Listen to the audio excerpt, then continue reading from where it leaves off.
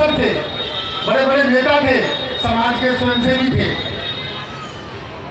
तो संगठन को कैसे संगठित किया जाए? क्या बाबा साहब के उसूल पर हम चल रहे हैं?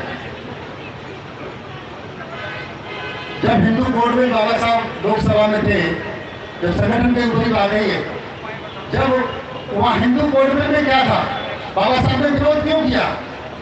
चाहे हिंदू हो, चाहे बौद्ध हो, चाहे सिख हो, चाहे ईसाई हो, चाहे इस धरती पर जितना भी व्यक्ति है, उस व्यक्ति में एक समानता है, वो महिलाओं को लेके।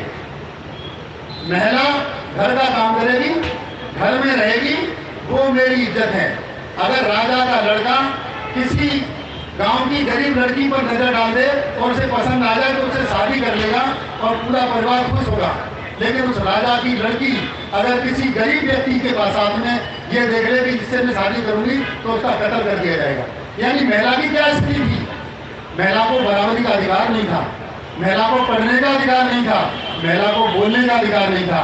ये उसको जुबान, उसको इज्जत, उसको पढ़ाई लिखाई, इस देश की 55% आबादी महिलाओं को अगर सम्मान का काम किया तो हिंदू कोड में लड़के बाबा साहब ने किया। इस बात को महिलाओं के अंदर कौन पहुंचाएगा? अरे सत्ता की जरूरत नहीं है, तुम उनको जागरूक कर दोगे, तुम्हें सम्मान मिला है, बाबा साहब की बदौलत मिला है। वो बाबा साहब को जाने, वो बाबा साहब के दिए हुए धर्म को जाने, लेकिन नहीं, वो तो मेरी अपनी पत्नी नहीं मानती, मेरी माँ नहीं मानती, मेरी बहन नहीं मानती, तो मैं दूसरे के समाज को क्या बताऊंगा? क्या मेरे घर में चलती है? जितने ठेकेदार कार्यक्रमों में आते हैं, हो सकता है उनके बच्चे और उनकी पत्नियां उनकी बात को ना मानती हों। और इसमें कड़वी सच्चाई है, तो संगठन कैसे होगा? इस पर विचार करने की जरूरत है। जितनी संस्थाएं हमारी, आज जो नाहरपुर में जो कार्यक्रम हुआ, जो हमारा पार्क डिमोलिश किया गया, और यहाँ की जो संस्था थी, इसमें कड़वी सच्चाई है। मेरे पास भी बहुत सारे फोन आए, मैं यहाँ पर 2-3 बार आया, लेकिन मैं किसी को जानता नहीं और वो मुझे नहीं जानते। मैं ये टूटता नहीं।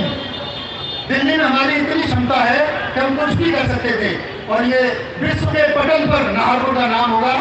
अगर कहीं अभी भी चूक रह गई है तो इसकी जो संस्था है, अगर आगे बढ़ के सहयोग की बात करेगी तो इस विश्व के पटल पर पूरी दिल्ली में नाहरपुर का नाम होगा, और यहाँ पार्क भी होगा, बाबा साहब की मूर्ति भी होगी।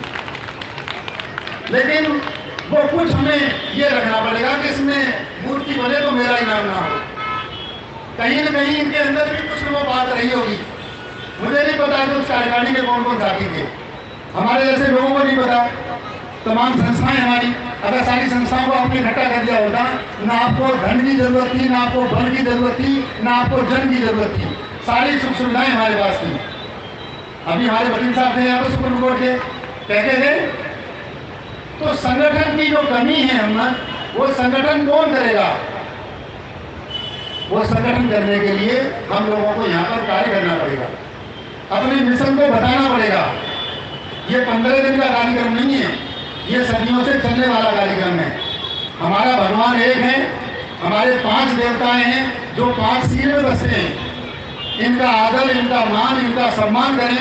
हमारा एक भगवान है, वो नीला झंडा। उस नीले झंडे का सम्मान करो। पार्टी से नहीं चलेगा, पार्टी से समाज नहीं बनेगा, पार्टी से संगठन नहीं होगा। पार्टी की अपनी मजबूरियां हैं। यहाँ आकर के सारे लोग कहते हैं वो नेता बन गया, वो बन गया। अरे उस नेता को पूछो वो कैसे बना है। अगर वो उनसे समझौता नहीं करता तो नेता नहीं बनता। और अगर वो तुम्हारे समर्थन में बोला इन बार स्लाइड नहीं रहेगा कि तुम्हारा काम भी कर सके, उस नेता की नहीं, तुम्हारी मजबूरी है कि तुमने कभी एक समाज से बंदा अपनी ताकत पर जिता के नहीं भेजा, और ना तुमने इतनी क्षमता है कि तुम ये काम कर सको। तो उस नेता को दोष नहीं, आप अपने आप को दोष दो। आप अपने पीछे किसी को भी निकालो, पार्टी से नहीं होता काम। पार्टियां तो सारी आएंगी, सारी चली जाएंगी, सबका हाल एक ही है। किसका? हिटलर वाला। वो अपने कार्यकर्ताओं का वैसे यूज करेंगे जैसे हिटलर ने किया। और लास्ट है संघर्ष करो। आज हम कितने बढ़िया संघर्ष के संघर्षशाली हैं। इतने मैं बड़ा हूं या मैं बड़ा हूं, यानी समाज में गोत्रों की लड़ाई चल रही है। उसको कौन देखेगा?